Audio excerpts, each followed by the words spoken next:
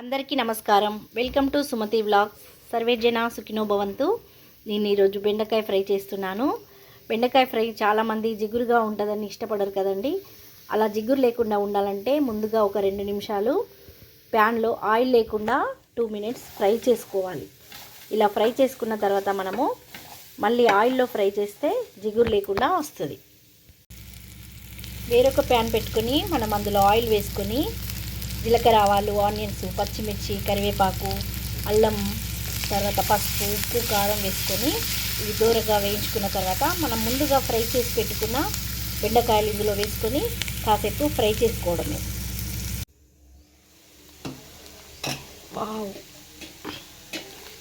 బెండకాయ మంచిగా ఫ్రై అయిందండి. అలా మనం ముందుగా ఆయిల్ లేకుండా వేయించుకోవడం వల్ల అసలు జిగురు అన్నది లేదు. ఇలా ఉంటే చాలా బాగుంటుంది బెండకాయ ఫ్రై. మీరు కూడా ఈ టిప్ ఫాలో అయ్యి మీరు కూడా ఒకసారి ట్రై చేయండి. లైక్ చేయండి, షేర్ చేయండి. Thank you.